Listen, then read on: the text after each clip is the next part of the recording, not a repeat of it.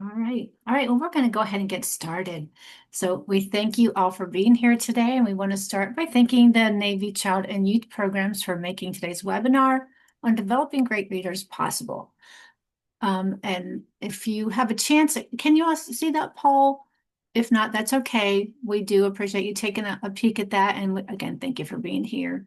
We always welcome our professionals who work with our military connected children to our parent trainings. We know that we often have a lot of you here, and we think that you'll find the information and tips that we present useful. But note that our MSIC parent support webinars have been designed with parents in mind as the target audience. So before we introduce ourselves, we want to share just a little bit more about MSIC and its mission. The Military Child Education Coalition, MSEC, is a nonprofit organization that was established over 26 years ago, and our mission is to support all military-connected children by educating, advocating, and collaborating to resolve some of those educational challenges that are associated with the military lifestyle. In 2005, MSEC formalized support and programming for our military-connected parents so that they may be empowered, informed, and hopefully proactive in supporting their children's educational journey. So we strive to deliver these informative and hopefully interactive webinars that address academic, social, and the emotional issues that are associated with a military family lifestyle. Our vision at MSEC is for every military-connected child to be college, work, and life ready. So now a little bit about me. I'm joining you from Madison, Alabama, a little town just west of Huntsville, Alabama, that known as the Rocket City, northern Alabama. My husband retired after 29, almost 30 years of active duty service. And together we moved about 14 times. We have two military connected, now grown children who were there for at least half of those active duty years. And I really have enjoyed working with MSEC as an educator and supporting our military children and families. I've been here since 2017. Emily? Thank you, Michelle, and hi, everyone. We're so happy that you're all joining us today for this great webinar. My name is Emily Barton. I have been with MSEC since 2018 as a parent educator, part of the webinar team, and I am now the community coordinator for San Antonio, Texas, and I'm enjoying that. My husband is active duty Air Force. He's been in for 25 years. We have two military connected children. Our daughter is 21 and she'll be a senior in college this year here in Texas. And our son is 19 years old and he will be a sophomore in college. So Michelle and I both have older children. That they have moved many times and have experienced this military lifestyle. So I do have a couple of administrative announcements before we continue. At the end of today's presentation, we'd like to invite you to take our survey. We would really appreciate it if you took the couple of minutes it requires for you to give us your feedback. This is a key method that we use to tell our funders what we're doing and lets us know where we need to tweak things so that we can continue offering the very best training opportunities possible for you, the military connected parents that we serve. You will also see a chat box on your screen where you can ask questions during our webinar, and please feel free to utilize this. In your chat box, you will see a PDF file that states 2025 resource. This contains all of the resources and information relating to today's webinar. If you are joining us by phone, you won't be able to download this, but if you just send us a private message in the chat with your email address, we'll make sure that you receive it later today. This webinar is being recorded. Please know that you can always view the recording later if you want to review the material or if you experience any technical difficulties during the presentation. We'll go ahead and jump right into it. Reading is the most important skill a military child can develop to achieve academic success and well-being. A family's role in reading starts at birth and continues throughout life. In today's presentation, we will share ideas to spark a love of reading in children and to develop good reading habits for the entire military family. Here are learning objectives for today. We'll identify typical language and reading stages by age. We'll show ways to find just right books. And we'll collaborate and share practical ideas on helping your military connected child develop into a great reader. We're going to begin with a poll question that will pull up, and it asks, what are the ages of your children? And we'd love for you to take that. And you're also welcome to share that information in the chat box if you would like. But there is the poll. What are the ages of your children? This helps us get an idea of how to tailor today's presentation. And Michelle, I think we'll go ahead and jump over to you. Okay, thank you very much. Let's go into the next slide. So Emily and I understand the many challenges that military families face and what their kids face. The military lifestyle includes those frequent relocations, including often multiple school transitions. Our kids also experience separations from their service members and all the dynamic changes that brings into the home. The average military child changes schools 6 to 9 times. I think mine were 6 and 7, respectively, before they finish high school. So the good news is that every child has the power to succeed in school with support from those key adults in their lives, including their teachers, but most importantly, their parents. Research suggests that the frequency of shared book reading by parents is linked to children acquiring skills and knowledge that can actually positively affect their later success in reading, writing, and even other academic areas. Students who read for pleasure average higher scores in English, but also math, science, and history than their non-reading counterparts. And as students age, those reading skills play an essential role in all of those STEM classes of science, technology, engineering, and math.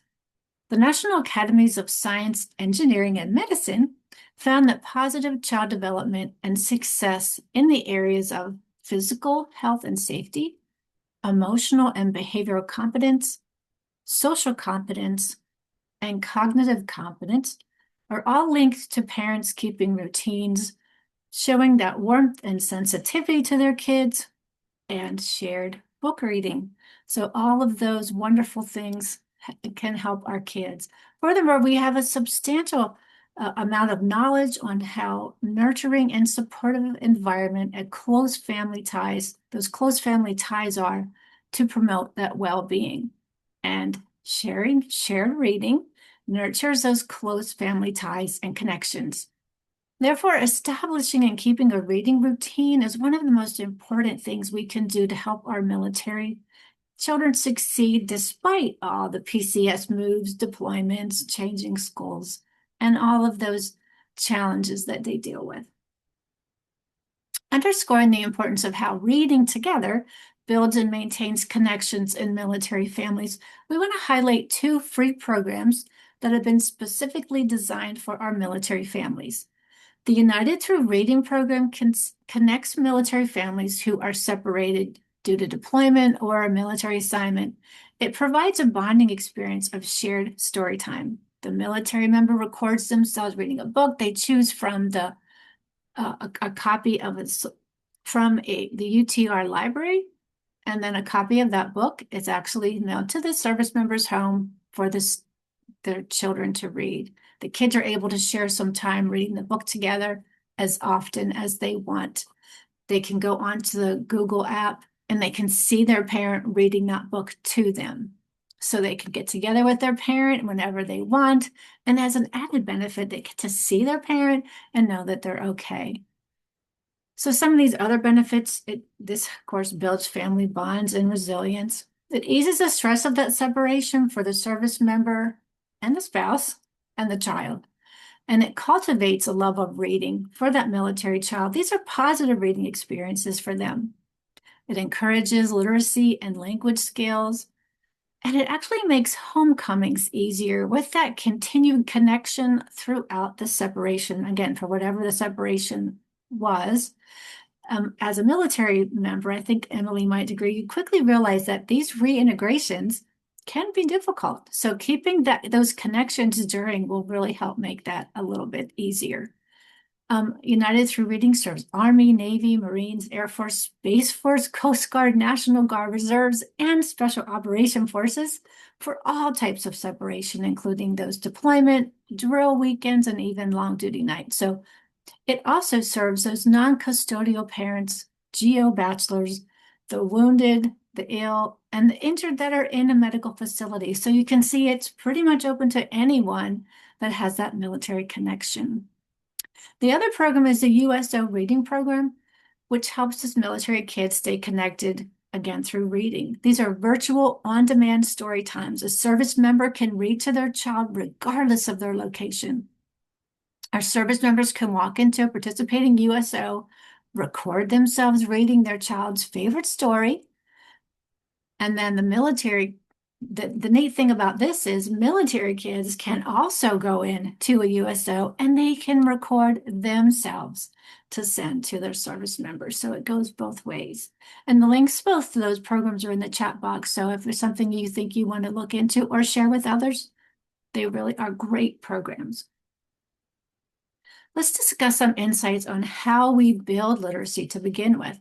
Reading actually builds print awareness, those operating instructions of a book, how we hold the book, how we turn the pages one at a time, we read the words from left to right, and making those connections between the spoken and the written words.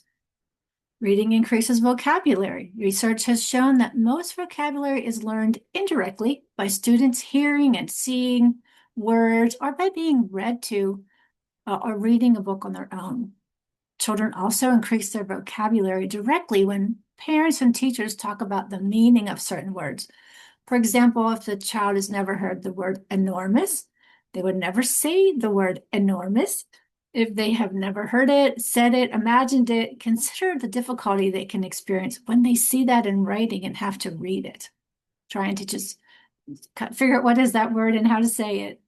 So think about also building comprehension. Comprehension is that understanding and interpreting what's read. So it helps them decode what they read, helps them make those connections between what they read and what they already know. So for example, you could find a book about PCSing when you're getting ready to move, or being the new kid at school, or maybe having to say goodbye to those friends. And then you can discuss what that they read together. Are they understanding what it is that they have read? We want to share just two possible military related books that would address some of those things. For the little ones, The ABCs of the Army by Maria Cordova, which combines Army education with humor for our kids.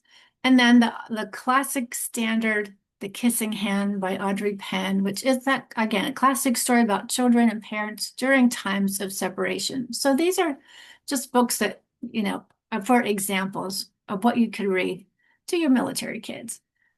You also want to talk about developing fluency, which is the rate of reading while still being able to decode those unfamiliar words, along with gathering the meaning of what was read. So reading at home with your child will help increase their fluency by just listening to what fluent reading sounds like as you read to them. For our older readers, listening to fluent reading is just as important, but also having them read independently with familiar or easy literature will help them increase their fluency. So now we're going to move on to a brief introduction of language development. Emily? Thank you. So, we're going to talk about some general language accomplishments for your very young children first, those ages from birth through age 3. I do want you to keep in mind that each child is unique and may reach these accomplishments at different ages.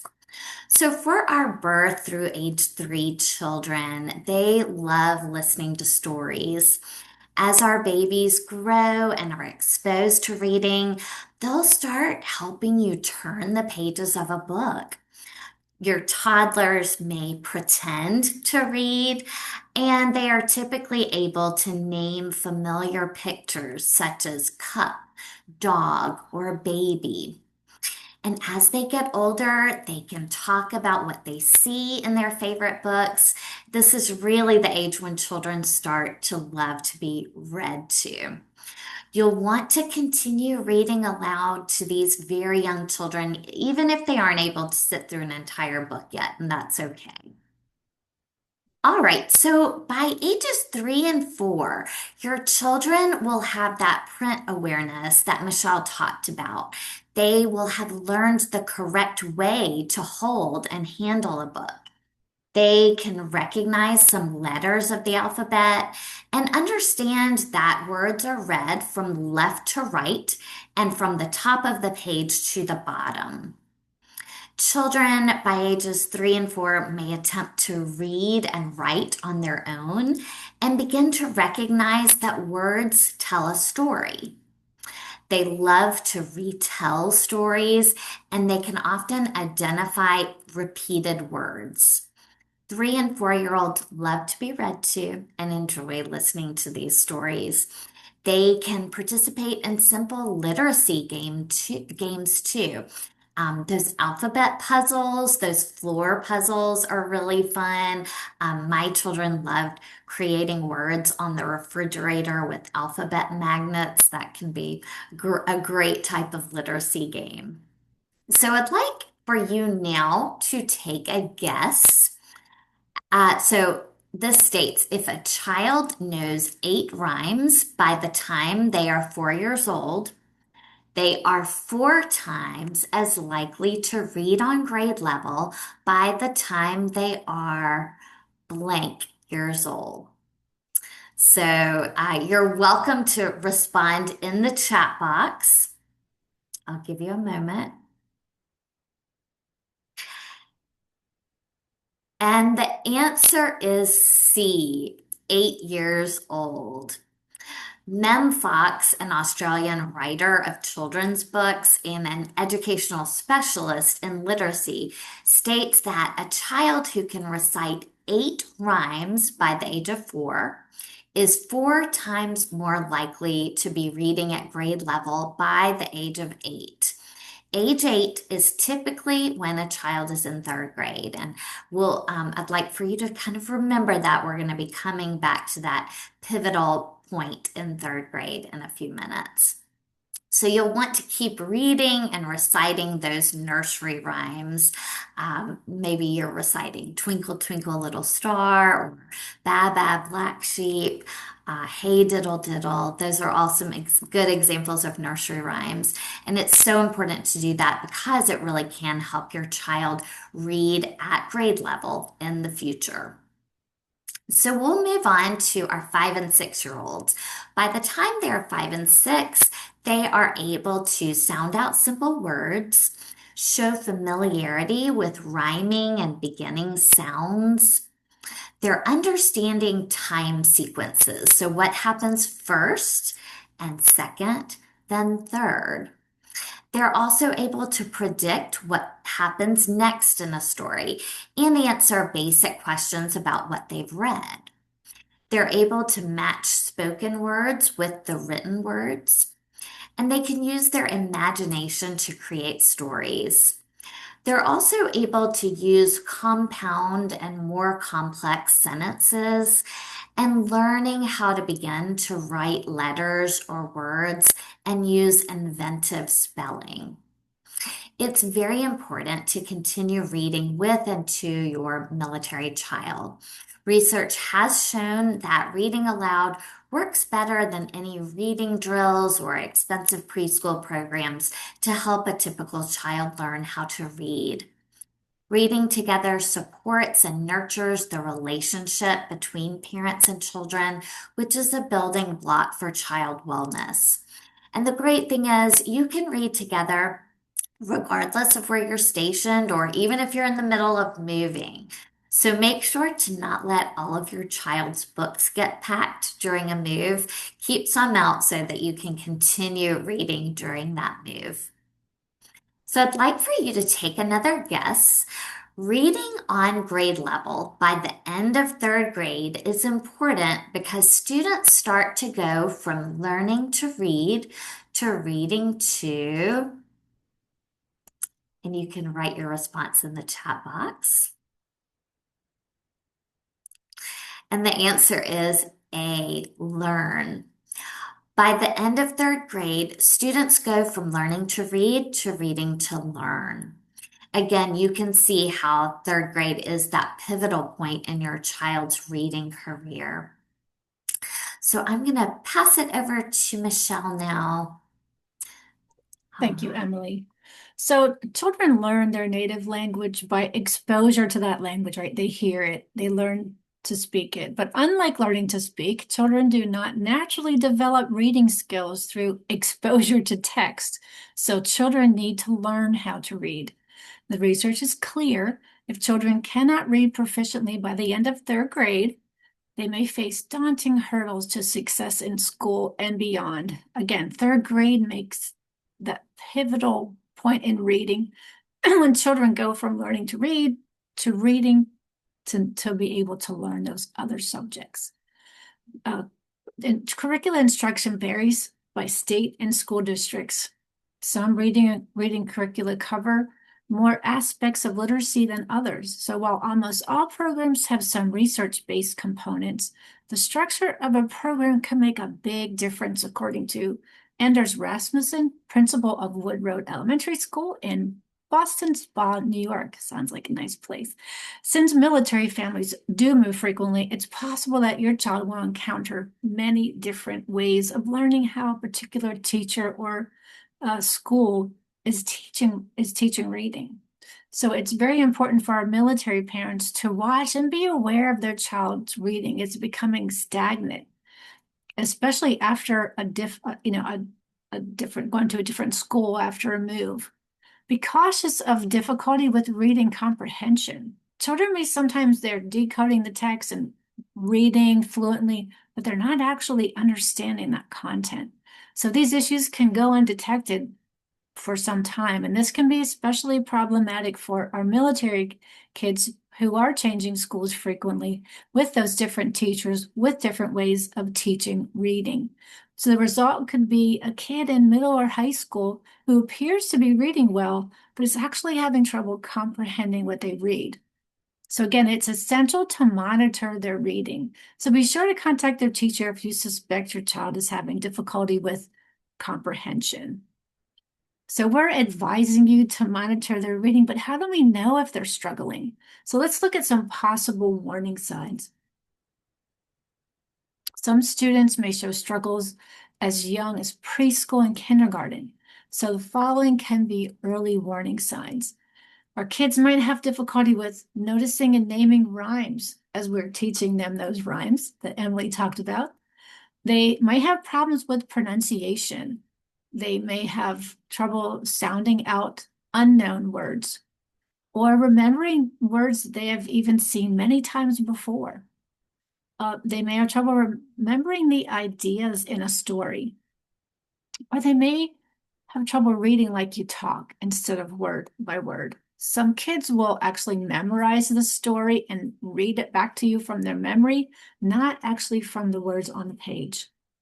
So parents, of course, being our children's best advocate, if you notice those increased struggles, or if you wonder if your child is having trouble comprehending, it is important that you address the issue with your child's teacher or maybe even the pediatrician. But the earlier that you can identify that a child is having a learning struggle, and the sooner you can provide that intervention, it can make a big difference in your child's academic performance and their self-esteem. So what are some ways that you can support your military child's reading at home?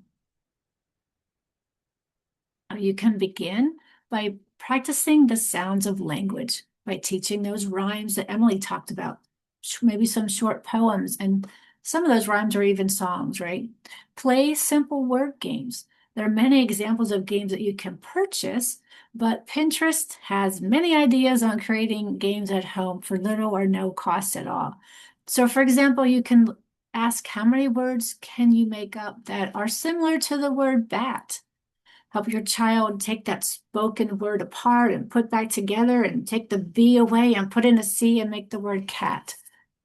Practice the alphabet by pointing out letters or words whenever you see them or you're reading an alphabet book. You may notice that your child reads like the McDonald's sign or there's a stop sign. Well, praise them. They are recognizing words that they're familiar with. They may not be words in a book, but they are words.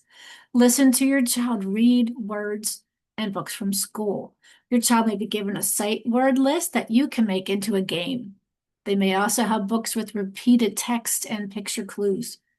Children may memorize that familiar text that we said and read it back, but it's okay as long as you understand and they see that the words that they're saying and reading are the words on the page. So make it part of your routine, again, to practice reading daily. We talk about doing a walkthrough. So I have the book Goodnight Moon, which I don't know how many of you had it, but this is my daughter's and it's pretty bad shape.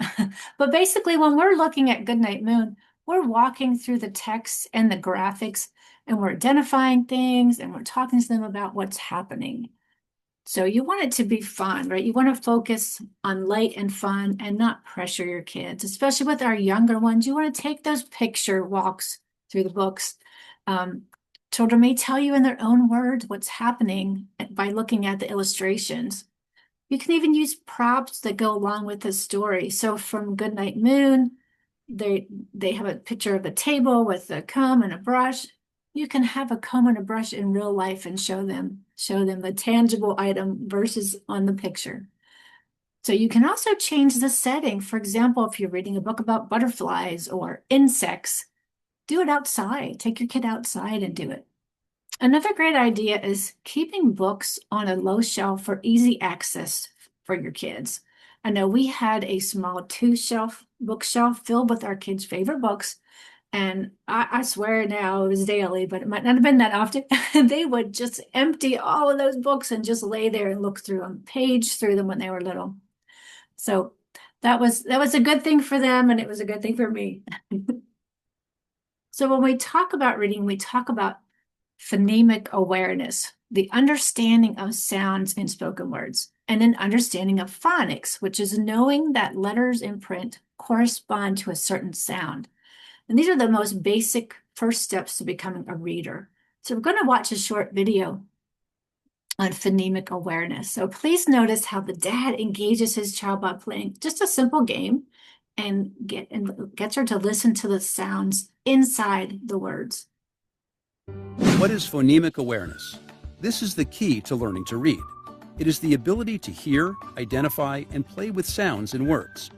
When children can identify sounds, this will help them when they begin to read. Phonemic awareness is the realization that within a word are individual sounds or phonemes. Just to be clear, phonics focuses on teaching sound spelling relationships and is associated with print. Phonemic awareness tasks are oral. Sometimes kids leave off the ending sound to words, like, "Mom, I hurt my hand," instead of hand. Have a pile of items, like Legos, and sit at a table. Each time they hear a sound in a word, have them put a Lego on the table. What's the first sound you hear when the word back? Good, good. Now, what's the second sound you hear in back? Ah, good job. And what is the last sound you hear in back? Great, good job. They can go back and touch each Lego to repeat b, a, k, then say back.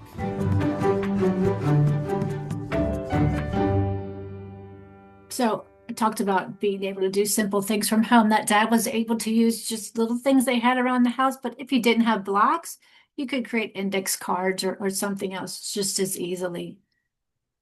I'm going to send it back to Emily. Thank you. All right, so if your child is already a reader, there are some things that you can do to support them at home. So first, by building reading accuracy. As your child is reading out loud, point out words that perhaps they have misread and help them read those words correctly. If you do stop to focus on a word, have your child reread the whole sentence again to make sure that they are understanding the meaning of that sentence. You can also help develop their reading comprehension by asking about new words that they encounter when reading. You can talk about what happened in the story. You can ask about the characters, the places, the setting, and the events that took place. Ask them questions about maybe what new information they have learned from the book. You can also have your child make mind movies. Have them describe what the scene looks like in their head and talk about how it makes them feel. That can be a fun activity. You can also relate what they're reading to their own life experiences. Perhaps they have gone through something similar to what the character is going through, and have them explain the similarities or differences. So I'd like for you to take a moment and think about how can military families use reading to relate the military lifestyle to your child's experiences. So I'd like for you to think about that for a few minutes. And as you're thinking, we're going to share some books that are really wonderful for military families to use at home.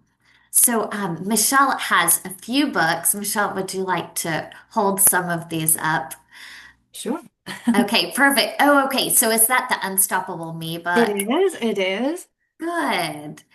Okay, so it's the title of this is Unstoppable Me, 10 Ways to Sort Through Life by Dr. Wayne W. Dyer. He is the author. And I know that one of the lessons, it goes through 10 different lessons, but one of them that really resonates with military families is number 3. It's welcome to the unknown. Change is a good thing and it happens every day. And I know as military families, we experience lots of change. So that might be a great one to read with your children. And what is that next So book? this one's Be Kind, and it's just a sweet book about being kind, how to be kind to others. I love that. Anyone could use that, right? But it is nice when our kids are going somewhere new that it would certainly help them to make friends if they know how to be kind. I love that book. That is a really sweet book. Good. And there's one more that I'll mention. I don't have a copy of it, but it's Stand Tall, Molly Lou Mellon. It's written by Patty Lavelle. It is a really neat book that teaches children about self-esteem and to be proud of who they are. So that might be a good one that you'd want to consider. So thank you for sharing those, Michelle. We also we want to encourage our children to read on their own. So consider designating a few minutes every day when everyone in the family reads, even the parents. That's really important to model for our children. And then rereading familiar books to and with your child. Children need practice in reading comfortably using books that they already know. And so I know that my children loved reading the same books over and over again. And that is a really good thing to do. So because children are comfortable with those books. You can even take those familiar books and alternate reading out loud. So you can read a little bit and your child can. It's also wonderful when you can get involved in a summer reading program. The Department of Defense offers a great summer reading program. We are putting a link to that in your chat box.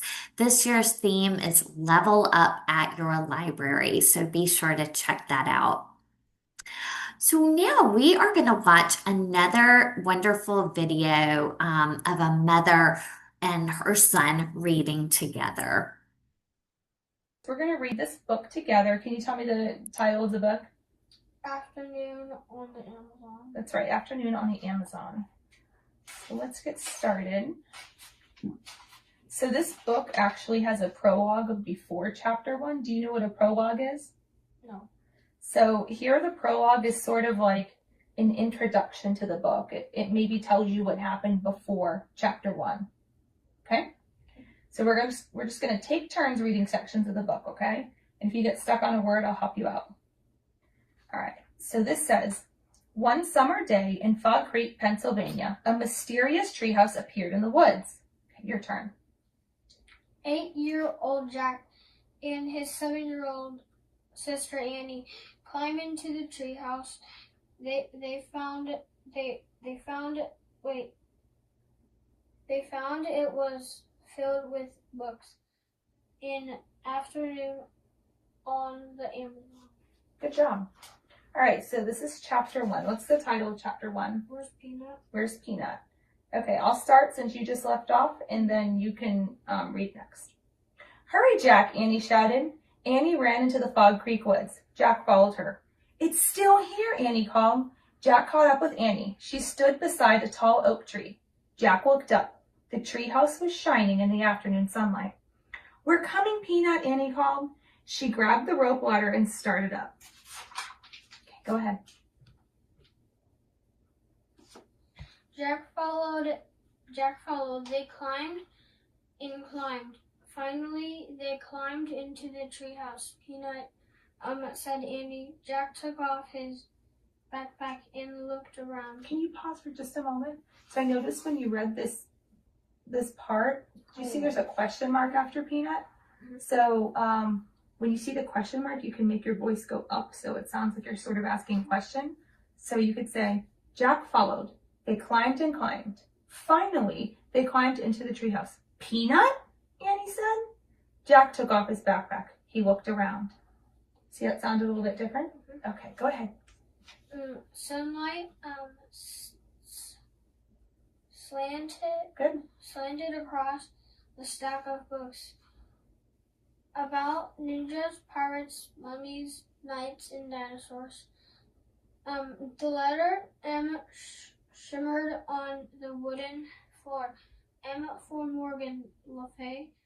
In the shadows was an open book. Okay, let's read some of chapter 2.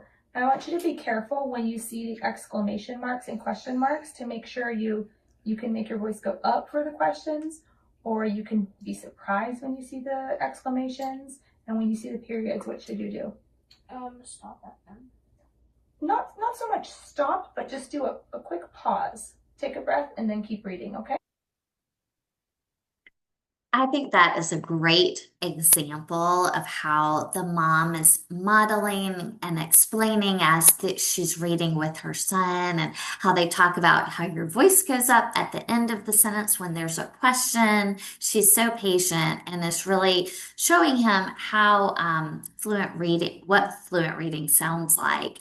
And Michelle and I were happy to see that they were reading one of the Magic Treehouse books. Love the series. I cannot recommend it enough. It's so great. Yeah, that is a wonderful series. But yeah, that's a great video just to watch to see an example. So I also want us to all think about now what method you might use to find a just right book for your child. So when you're at the library or at the bookstore choosing books, is there a certain method that you use to find the just right book for your child? So to help our children enjoy reading, we really do want to try and find books that are just right. And the question is, what is a just right book? A just right book is a book that your child can read almost perfectly with no help at all. Books that are too easy can make reading time boring, while those books that are too difficult might bring on frustration, and your child may skip over parts and fail to understand what's happening. Helping your child find just right books or the perfect book for their reading level can be simple using the 5-finger rule. So we're going to share the 5-finger rule now. So this is a quick and easy way for your child to check if a book is suitable to read on their own. So once they've found a book that they're interested in reading, you'll want to ask them to turn to a random page and read it. For each word that your child doesn't know, have them hold up 1 finger. And at the end of the page, see how many fingers they have up. So at the end of the page, if they're holding up no fingers or just one, this book is probably too easy for your child. It might be a great vacation book. If they're holding up 2 or 3 fingers, this is a good choice of book. It will give your child a reasonable challenge and allow them to learn new words. Your child might need a little bit of help with this, but it's still a good choice. This is a just right book if they are only missing 2 or 3 words. If they're holding up 4 fingers, this book is challenging. It may be too difficult for your child to read on their own. If you are there to help or read along with them, it can be suitable. But if they're reading on their own, you might need to choose a different book. And then if they're holding up 5 fingers at the end of reading that page, this is probably a bit too advanced. You might want to try a different book and save it for later in the year. Here are some important things to remember about this 5 finger rule. It is only a guideline. If they have their heart set on a book that seems too hard, let them have a go and take on that challenge. Be close by to help them if they get stuck, encourage them, and praise them for making that effort. On the other hand, if you know your child will struggle to enjoy the story, they can absolutely read it later in the year, and you might want to offer suggestions for a different book instead. Allowing your child to read the books they are interested in, whether they're too easy or too difficult, is an important part of nurturing and maintaining their love of books and reading. So now we'll move on and talk a little bit about our middle and high school students. Thank you. Yeah, so we want our kids to have that love of reading books, but we want it to continue, right, all the way through their school years and hopefully even beyond. Our middle and high school kids, they have a busier school day and sometimes, obviously more extracurricular activities in their schedule. So what can we do to help them continue to read on a regular basis for this group? So first thing is you want to let your teen choose what they read. Avoid an urge to censor their choice of books, but at the same time, you want to make sure that they're reading books that contain content that matches their level of understanding and maturity. If you have a reluctant reader, look for books specifically targeting reluctant teen readers, such as those offered by Story Shares, which is a nonprofit literacy organization that's dedicated to inspiring the love of reading, or Saddleback Educational Publishing, which offers a large collection of books with age respective and content engaging for that age group. You also want to capitalize on their interests. If your child likes sports or certain celebrities they follow, for example, consider magazines that cover those their favorite topics. Reading online also counts. So whether it's as an article or a topic that interests your teen, we recommend that you make sure that your teen is looking at reputable sites and safe sites when they're online.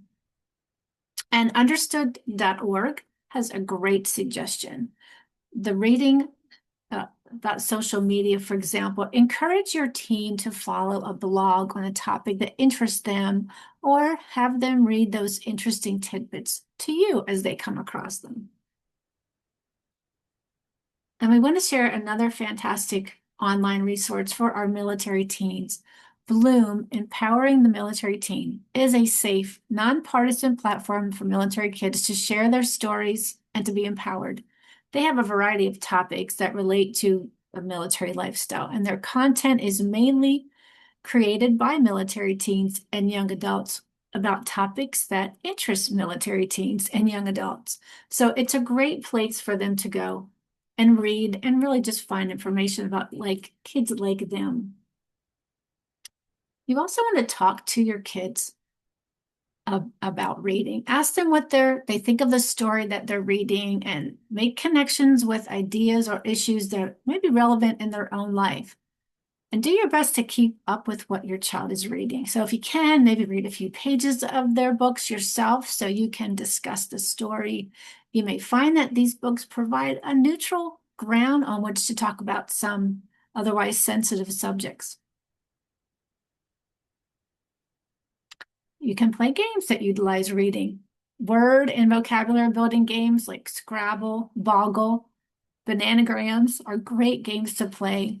And then there's stuff like crossword puzzles. They provide opportunities for learning new words and provide some spelling practice too. So here's a great tip for those reluctant readers. You can suggest books from movies that your student likes. So we recommend that they read the book first, if that's possible, and then maybe have a family night to watch the movie together.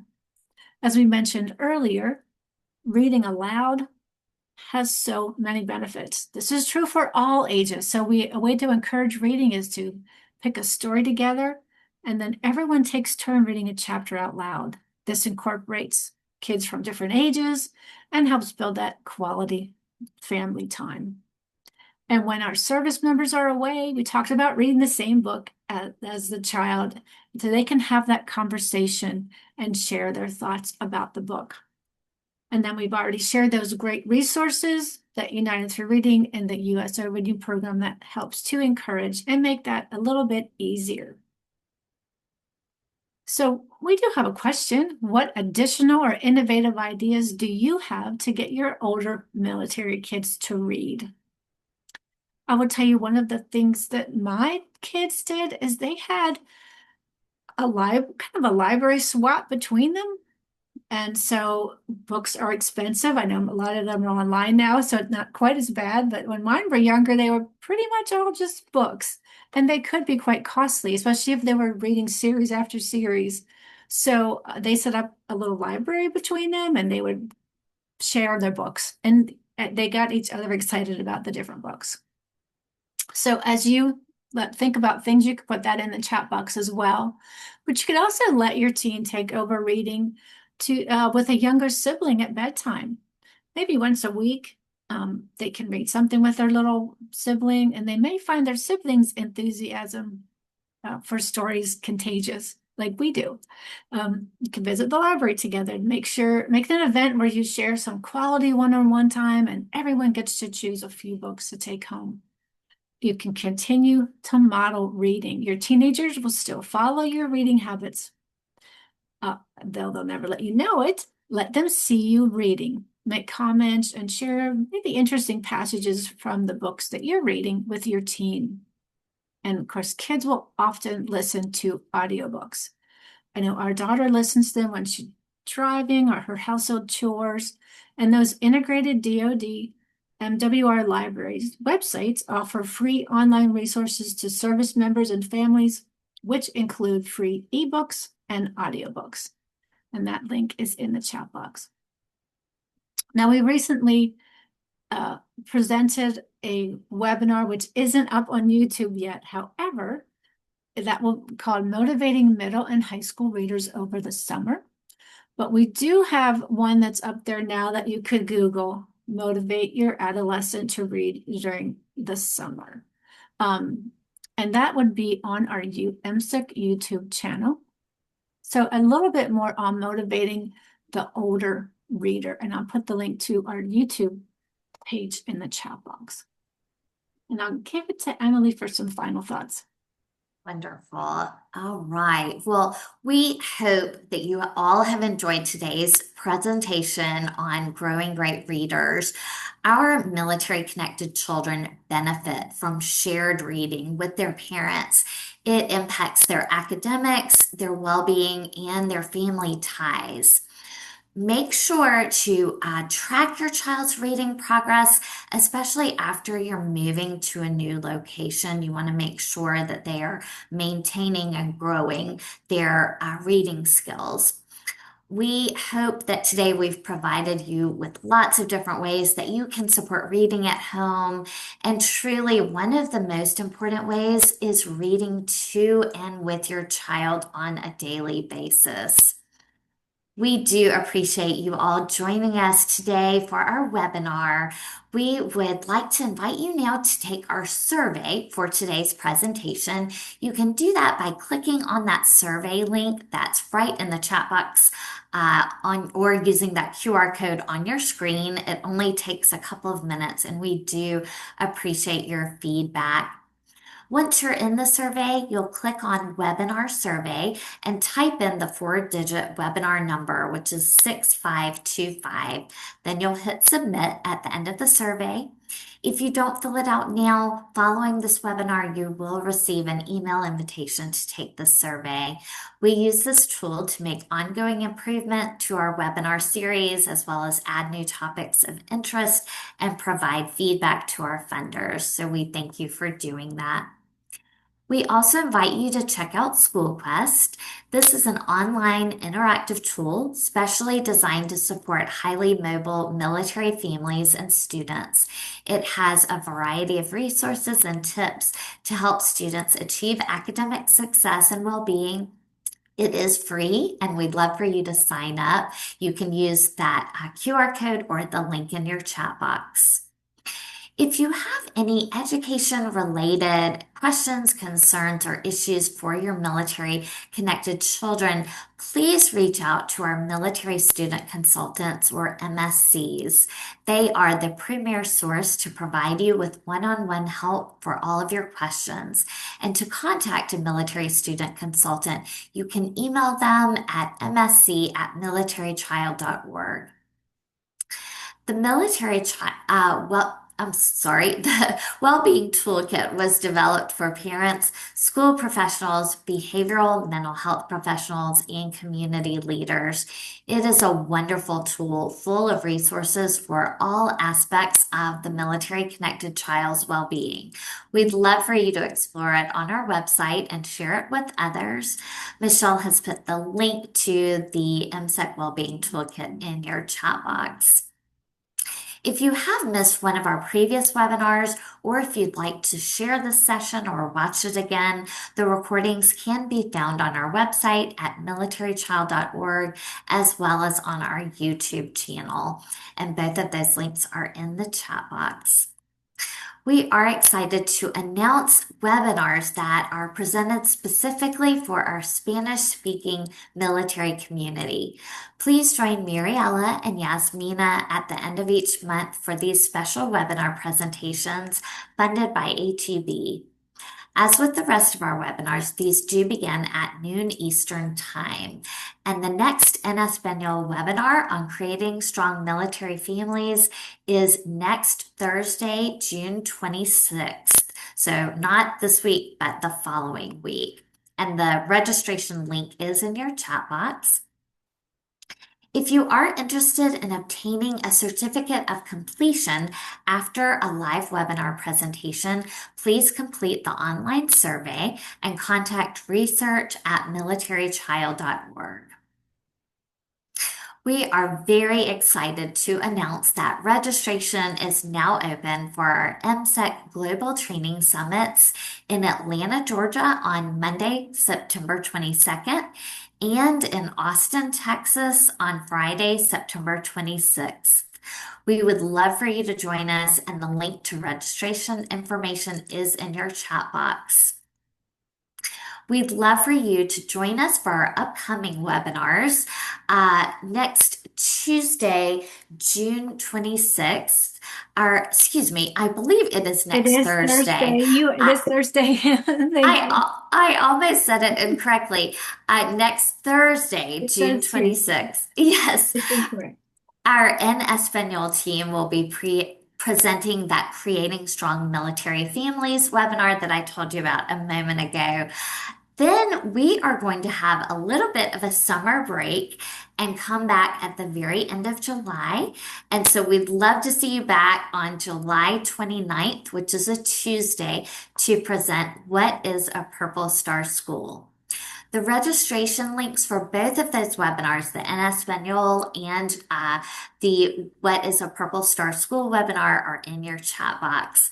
And our webinars do begin at noon Eastern Time. We'd love to see you then. We would like to give a very special thanks to the Navy Child and Youth Programs for making today's webinar possible.